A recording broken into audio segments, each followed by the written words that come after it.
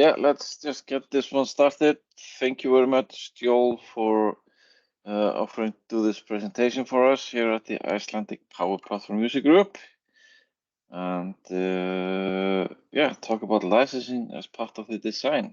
I think this, I suspect, this is an area that, well, many of us and many of the people out there underestimate. So I'm looking forward to this one. Excellent. Good. Thank you. Thank you for having me, mate. It's been a while since I've done one of these. However, Iceland is one of my favourite places in the world. We came to Iceland in February, and it is absolutely breathtaking as a country in so many ways. So yes, it felt kind of nice and appropriate that this was my first foray into presenting in a while in one of my favourite places. A little bit gutted though that this isn't in person. I'll just put that out there. that would have been good. So anyway, yeah. Right, licensing is part of design. So we are going to talk for the next few minutes about how licensing should, or why licensing should be important really early on in the project that you are doing. Before we go into that, we'll do a bit of a boring intro on myself. Who am I? I am a Power Platform architect and technical consultant. So I've been doing solution architecture for the Microsoft Power Platform for Dynamics 365 for about 14 years now, since way back in Dynamics CRM version 4. For those relics of this platform that can remember that.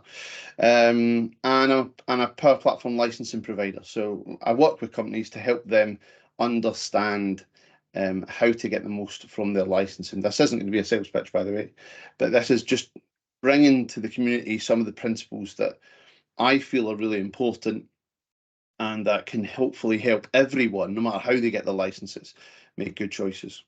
Well, I'm a Microsoft certified trainer, so hopefully this won't be too boring. And I also have worked with some pretty decent sized companies in the UK to help them. So anyway, enough about me. So let's start with some radical honesty, shall we?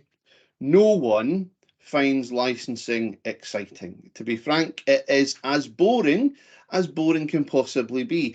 And you know what? It doesn't help that Power Platform, and to me anyway, is the polar opposite of that. It's incredibly exciting to use as a platform. The innovations that we see coming through with Copilot everywhere, or starting to reach everywhere across the platform, enabling AI enhancement so that we can do different things. You've got Power Automate, we've got Power Apps, all these different cool things that we can do. And yet licensing is so boring. It's often the reason why it's a bit of an afterthought. But imagine turning to your colleague and saying you're coming to a talk today about licensing. I think we all know the response you would get. It would be, why? Why on earth are you going to a talk on licensing? Because it'll be pretty dry. Why is that though? Why is it such a dry topic? Well, we have the two documents that can help us. So we have the Dynamics 365 licensing guide. Surely if Microsoft have provided a document that can help us understand it, that makes it easier. Sadly not. 61 pages of intricate details in the Dynamics 365 licensing guide with no less than 10 appendices. And the best part of it is, that doesn't even cover Power Platform. Power Platform has its own licensing guide, 34 pages, and a measly, it should be embarrassed, 3 appendices.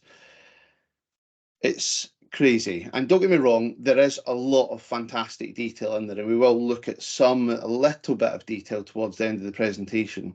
But these are not page turners. They are hard to understand, particularly for users. For someone like myself who's worked with the platform for years, they're still hard to understand, and yet for end users, they've got no chance. Excuse me. Yeah, and I might add to this, since as I say, I've worked actively on consulting on licenses. These guides aren't even, that's not the whole truth. You have to go to the terms and conditions on each and every application as well. So there might be something. So yes, this is big. Yeah, That's a really good point, actually. And oftentimes there's subtext in what Microsoft say. You can see kind of where they're going with some of the decisions, but they're not quite there yet. So you have to kind of understand the wider landscape, which taking us back to this point is that that's really hard for users to do. It's really hard for end users, hard for us to do. So it's hard for end users. So the question is then, why are we wasting time talking about this? Shouldn't we all just have a coffee, have a chat for half an hour and call it a day? Why should licensing matter to the community and to us? Well, the short and simple reason is that your decisions that you make when it comes to licensing can make or break your project. Drama. Now, is that me being overly dramatic? Absolutely not. We're going to look at a number of lessons that I've learned over various projects. I'm not going to obviously say who, but I'm going to give you examples of where a lack of consideration when it comes to licensing has been a massive risk on projects and how we've managed to get around that. So we're going to look at this as we go through it. So first of all, when should you start? By the way, I like a meme. Can you tell? So yeah, there'll be these peppered through it. When should you start thinking about licensing?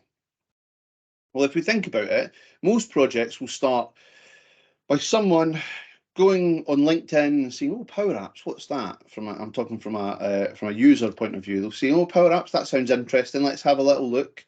Might chat to a colleague about it. Start a trial, as Microsoft want us to do everywhere. Start here, start there. And they'll have a play with it and think this is really good. They start building some apps. This is great. We can do this for ourselves. They'll make a business case to the business. They might even engage with a Microsoft partner or get some internal resource in. They might even buy a few licenses directly from Microsoft just to tide them over while they're doing the development. It goes through UAT. And then what happens is just before go live, someone says, "Have we got the licenses for this platform? Have we sorted the licenses yet?" Now, why is that a problem? Well, the reason is because licensing should inform your design from day one of the project. Now, why is that important? Well, let's look at an example to show exactly why that's important. I worked with a UK training company. Oh, hello. We're going too fast here. Let's see. Right. I worked with a UK. So going to stop there. Oh, PowerPoint is killing me here. Right. Anyway, what with the UK training company? I'll talk through these. Who their needs were that they needed a system that could essentially capture training requirements from their customers.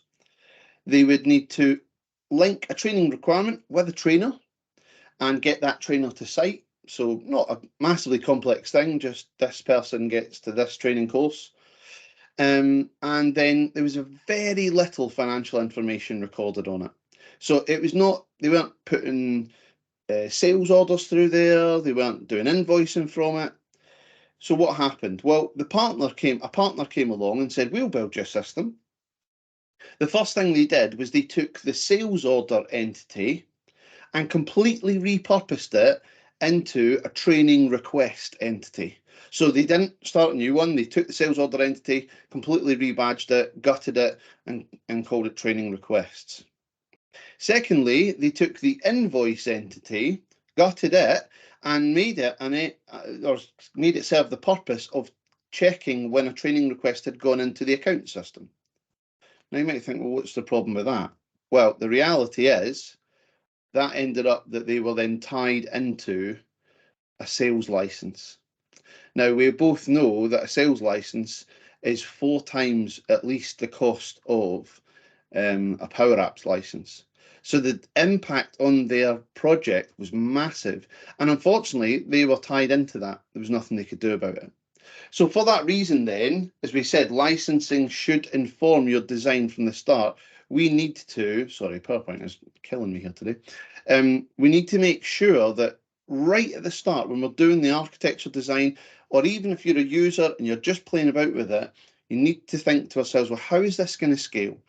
What am I using and what licenses will be needed for that? And we'll look at a bit more at that in a bit more in a second. Second point we want to look at really is that accurate information is absolutely critical.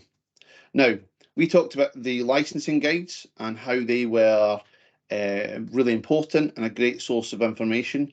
But how many of you knew about the licensing guides before you came to this today? Raise your hand on Teams. One. Okay. Well, that's a good start. How many of you have read in full the licensing guide? Yep, none of us. Oh, yeah, very good, very good, very good. I know. How many of you could say that you fully understand what is in the hand? The hand goes down. What is in the licensing guide? Exactly. They're so hard to comprehend sometimes that it's almost impossible to say that we understand it. Adding to that, the licensing guides often change regularly, usually once a year, sometimes more than that. And that makes it a real challenge to get a clear picture of that Microsoft licensing landscape, doesn't it? Also, how do you buy your licenses? Now, hands up if you have purchased licenses via the admin portal on Office or Microsoft 365. Anyone done that before? One, yeah, I've done that. Yeah, very good. The trouble is, it makes it so easy, doesn't it? We go in, we search for Power Apps or Dynamics, whatever it might be, and it gives us the license there. But in reality, how much guidance are you being given about the appropriateness of that license for what you're trying to do? Little to none. Yeah, exactly. Zero. You're quite right. However, put your hand up if you've purchased your licenses for a project via a partner, because that's the other route you could go down. Yeah, even less. Now, the purchasing licenses via partner has some benefits. Obviously, the partner knows Dynamics, hopefully. So we'd think that'd be great. Ideal, really, because they're going to give us guidance. The trouble is, and I'm saying this having worked for a couple of partners, Microsoft partners, often the focus for the partner is in the profitability of the build and additional services that they will provide, not the licensing. And that means that often licensing is as much an afterthought for them as it is for you. I've been present with many conversations with partners about to deliver a big project, and someone has asked that question, well, have we sorted the licenses for this yet?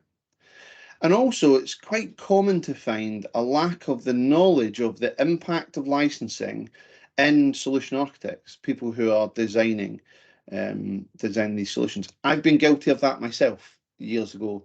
Before I got to know about licensing and its impacts, I was very much guilty of just having it as an afterthought. But that shouldn't be the case.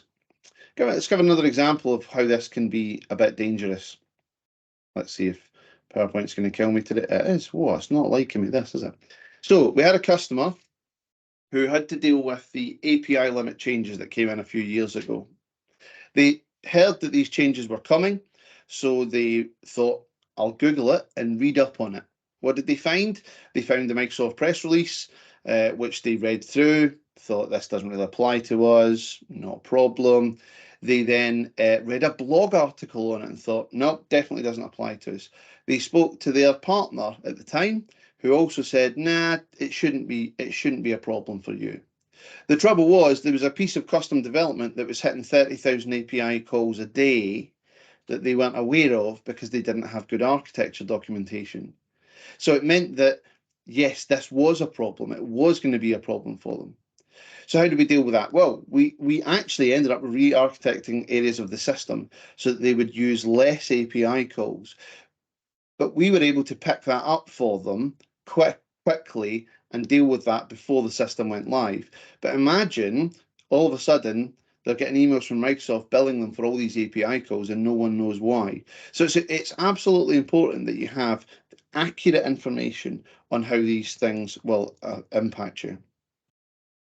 And even when you feel informed, it's important to build a relationship with a licensing partner. Now, what do we mean by licensing partner? Well, we might think, well, we've got a partner who's building a system for us. Maybe they've even provided some training. But a licensing partner or a Microsoft partner who specializes in licensing is a good relationship to have and a good resource for you to build. The reason why is because if they specialise in it, they will know and understand the intricacies of how your particular solution will weave together in the licensing landscape. Other partners may be great at building or delivering solutions, but if they don't have that knowledge, then that's going to cause you a problem. Now, that's not to say you can't have multiple partners. In fact, I would recommend that if you even have an absolutely brilliant partner who's delivered some really good work for you, you could still have a licensing partner that works together. The licensing partner can work with your, let's say, your delivery partner to provide them the information they need on your behalf. So getting a licensing partner as part of your team is really important. Third point we're going to look at is being license efficient. You see, licensing has a sweet spot. It's a bit like buying a car. You know, there's at one end, you want something with 4 wheels and a steering wheel that moves. At the other end, you've got Ferraris. Now, what we want is we want to look at our circumstances and find the car that's right for us, our sweet spot. Well, licensing is quite similar. You want to have access to all the functionality you need, but at a minimum cost. And that's where this concept of license efficiency comes from. Now, so many customers, so many people who use the platform will be sitting there with 300 customer engagement licenses, not because they need the full functionality of the platform, but because they have an imperfect understanding of how the licensing landscape can be fulfilled with their needs. But the trouble is, we said earlier, that both of those things are moving targets. The licensing landscape changes regularly, and by the same token, your business needs change regularly, the requirements that you have in the system. So it can be a challenge to make sure that you are finding and paying for the licenses and storage that you need as opposed to more than that. In fact, one client that I worked with not that long ago, we were helping them out review their system, and they found that they had been, for over a year, they had been paying for full Dynamics licenses and by extension Power Platform licenses for people who had left the company. But what's even more crazy is during that time, they bought new licenses for people who joined the company. So they're buying more licenses while paying for ones for people who don't. It's madness. But that's why what can you do about this? We need to do a licensing review. And this is something anyone can do. You can do it for yourself. You can get a partner to do it for you. But there's 5 key questions that you need to ask. Do all my licensed users actually use the system? And why is that important? Well, because you'd be shocked at the amount of times that you could log into a customer's tenant and find that they've got 100 licenses all assigned to different users. But actually those users maybe log in once a year, if that. So how many of my users actually use the system, those licensed users? And then what we do is we narrow it down. We take that group of users and we say, so what functionality do those individuals who are actually using the system require in real life? Not what did the original design say, what have they actually ended up using? Do they use the sales entities? Do they use all these API calls for Power Automate that you've purchased? What are they actually using in real life? And then once we've narrowed that down a bit further, what licenses then do I need for each user? And it's good to get as granular as you can with that. For example, it may be that certain functionality is required within a team, but all the team don't need that functionality. That may have an impact on your licensing. You could save some money on buying sort of a Power Apps license for most of the team and adding an extension on for maybe one individual within the team. Do you have a license gap where actually they need functionality that you're not yet licensed for? So you're looking at it the other way as well. And then what's the most cost-effective solution? Because the most cost-effective solution might not be to buy a bigger license or a better license or a more expansive one. There are a client who we worked with and they had an issue where they needed to buy customer service licenses, it was in the end. But when we actually sat down with them and said, well, why do you want to do this? And they said, well, we want to be able to record when our customers call in and what they call in about. Essentially, without going into too much detail, they had their client base would call in and record that something had happened, and all they needed was to track that against the customer record and record the phone call against it. We said to them, well, you could go out and buy customer service licenses, but the investment for your 700 users would be enormous when it comes to licensing. Instead, we built them a small model-driven Power App with some very simple custom entities. And in doing so, it meant that they went from needing 700 customer service licenses at 80 whatever pound per user it is now, all the way down to a per app license that was at the time of £7 per user. So what's the point we're making here is, well, the point is that actually it may be better to look at investing a smaller amount in some development work to get the system working the way you want than simply saying, we need this, let's go and buy licenses that allow us to do that. Because actually, when you analyze what you actually need, it can be much more efficient. So that's those 5 questions, and I would encourage anyone and everyone to be considering these. And it's so important, because the last thing you want is to have worked so hard on your project, on getting it through all the stages of approval, etc., and then it fall at the end because of poor licensing choices. So what I'd say is, with your licensing partner, make sure you review it regularly. Don't just review what you're doing now. Talk through your roadmap. Where do you want to take the platform? What things have you got coming up? What areas of the business are you going to expand this into? And ask your licensing partner for support in understanding how is that going to affect our licensing needs going forward. And how you can do that is shown here by these 2 graphics that we've got here. So on the left, this is what most people do, okay? So they will come to a project and they'll say, what functionality do we require? Usually that's the motivation for them going out into the marketplace and getting a solution like the Power Platform.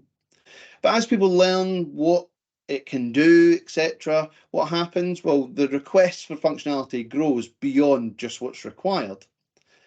Sadly, a lot of organizations and a lot of partners even will then take the view of, well, let's look at everything you've possibly requested and license you beyond that, just to be safe, to make sure you're covered. Is that the approach you should take? No. When you are planning your pipeline or your future growth phases for your platform, the first thing you should do is analyze that requested functionality. So it's great. We don't want to stop people from looking at the wider platform and saying, hey, you realize it can do this, you realize it can do this, and asking for that to be incorporated. But then once you have that, the request circle here on the right that we're seeing, we want to then say, okay, so what is required, and then license what is required, because you can always upgrade your licenses. You can't get the money back for licenses you've wasted. Now, just talk you through some recent updates. So we have oh my goodness. So we have the Power Apps updates. So just a couple of them from the licensing guide. Not going to go into loads of detail and intricacies of the updates that are there, because that's not the purpose of this session. But just so you've got a bit of a steer and a bit of a takeaway. So Power Apps, you'll notice if you go onto Microsoft's website and try and buy a Power Apps license, you used to be able to see pay-as-you-go, Power Apps per user, and Power Apps per app license, those 3 things. Now, if you go, you'll only find one, Power Apps Premium licensing. And that's $20 per user per month. Gives you access to Dataverse, a whole load of other things, including as many apps as you can consume, etc. Now, just so you're aware, if you look at the licensing guide, the other types of apps are actually still there, and you can still buy those.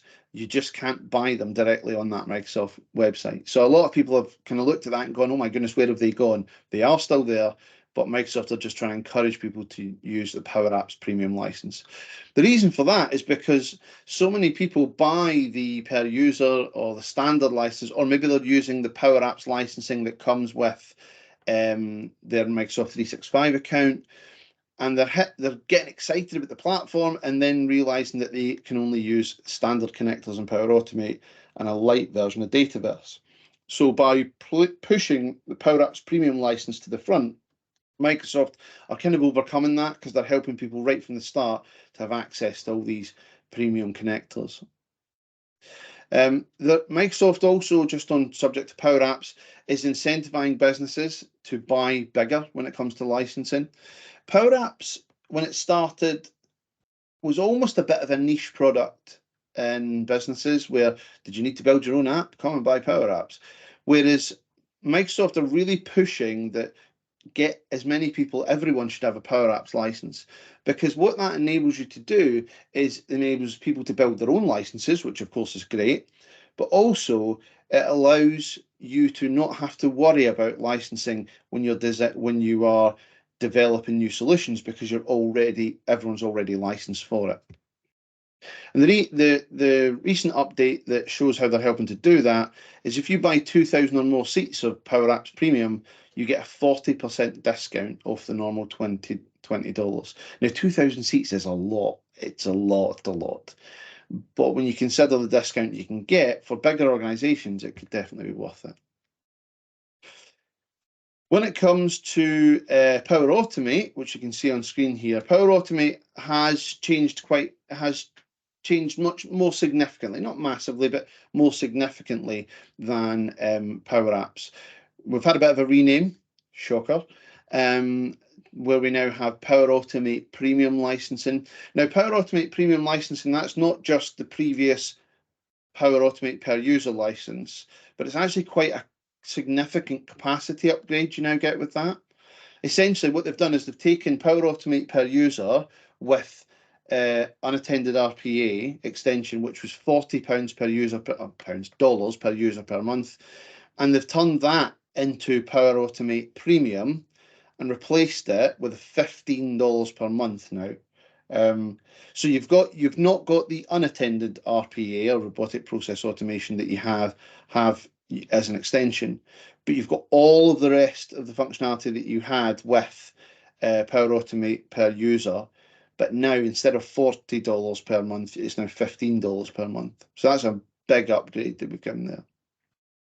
You also have, in addition to previous stuff, you've also got Process Advisor, AI Builder. If you haven't looked yet at the new AI Copilot experience for Power Automate, it's really cool, some of the stuff you can do with it, so it's definitely worth doing that. You can also now get full access to the Process Mining suite of tools as well, and Processor, which is an enhancement on the previous Process Advisor offering that came with the license. So that's just, there are a couple of other changes, but that just gives you a flavour for why it's important to understand the licensing guide. So the licensing guide, we started off kind of dissing it and saying how boring it is, and it is. It's dry. It's a dry read, but some of the benefits that are out there, if you understand it, are pretty huge. Okay, so any questions? Does anyone have any questions about licensing, life, the universe, anything else? No? That's either a really good thing or a really bad thing. Yeah, you never know. Oh, I think you're on mute, Shan, if you were trying to talk. Sorry, I don't know if this is like a really dumb question. No, there are no dumb questions. But I know we've spoken about, like, for instance, so with the licensing, I know you mentioned kind of like Power Apps, or like the Power Platform, and then also we spoke about like sales, Yep. and you need licensing for that. Is it that you have to get licensing for every module? Because I know, like, with Dynamics, it's like sales, marketing. That's right. Whatever the rest are. Yeah, no. So when I was referring to kind of sales customer service, that was the Dynamics apps essentially. Okay. Okay.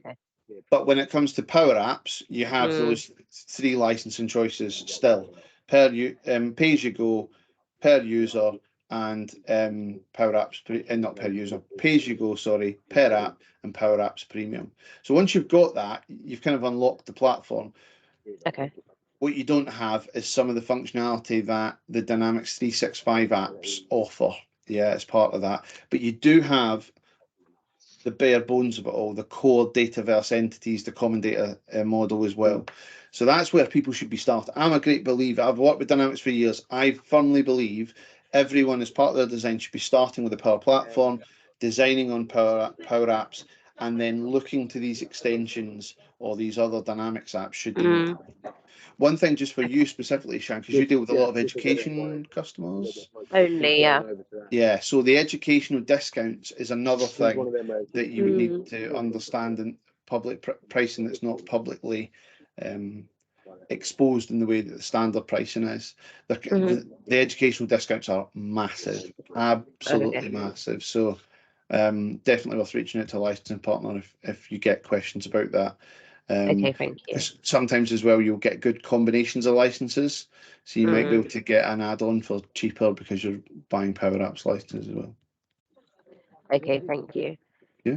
And how often would you need to like renew licenses? So generally speaking, most people will renew their licensing agreement once a year. For most people. Okay. Some people will sign a multi-year agreement. I have a slightly different view on that. I think licensing partners should be providing flexible agreements that allow you to flex the licenses you require, because 9 times out of 10, especially if you're buying it through a CSP like myself, what happens is you can add and remove licenses on a monthly basis. But oftentimes that's not passed on to the customers. They'll sign them up for a year and say you're committed to buying that for a year, and that's economies of scale. But I think there's great power in being able to build a relationship with a licensing partner where you can say, we need these licenses today, we might need more, we might need less tomorrow, we might need different licenses, and giving them the flexibility to buy that as they need it. I was thinking that. I was wondering if you was kind of like locked in, or if you could, like, for instance, if you got the license and realized you didn't really maybe need it, yeah, you know, in the future or whatnot. Different types of licensing agreement. If you go direct with Microsoft and do an enterprise level agreement, you'll be more locked in there. But that's why I think the cloud solution provider program is so good, because you're working with people who actually have used and deployed the system and know what's required for it. So, and then can give you that flexibility to change your licensing and how you pay for it as well. Okay, thank you.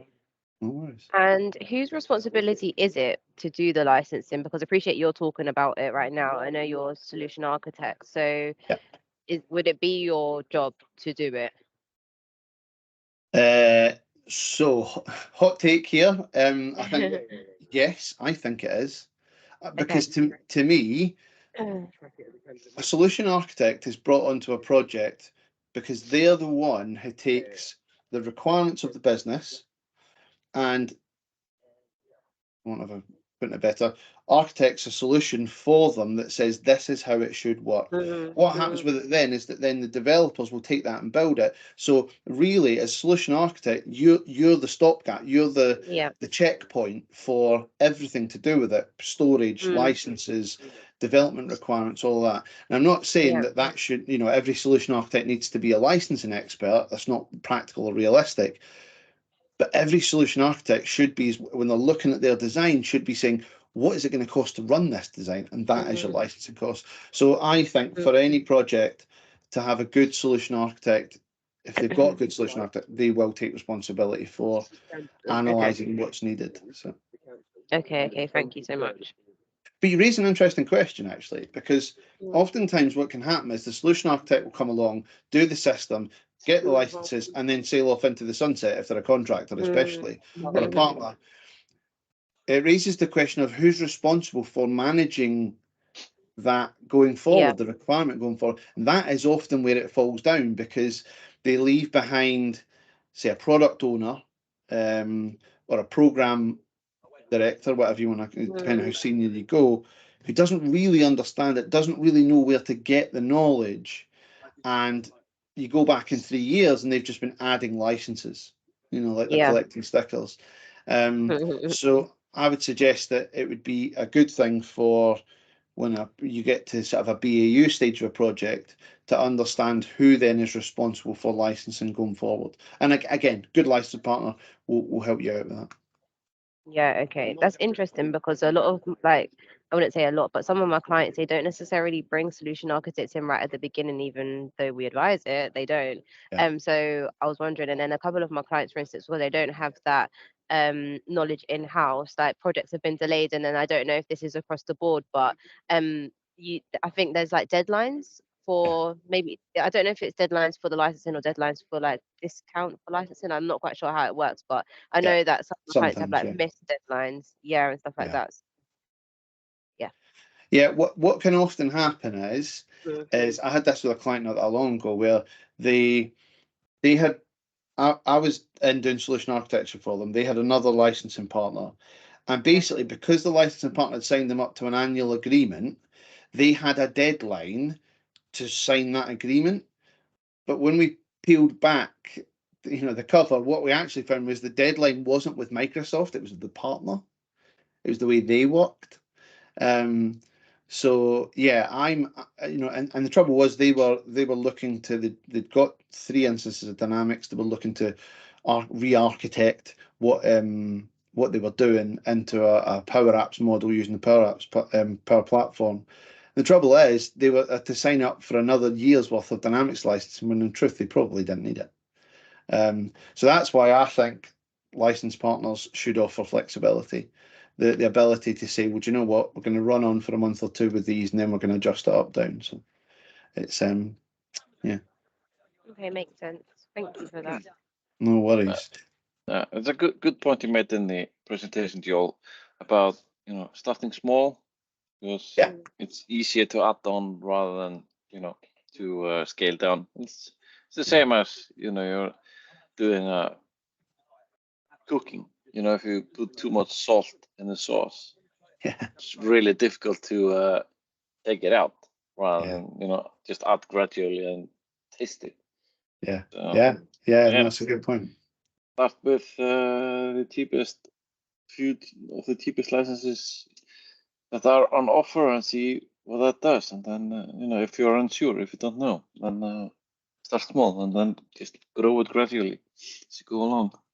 And that's such a good point, because I think most people would be really shocked at what they could do with a standard Power Apps license.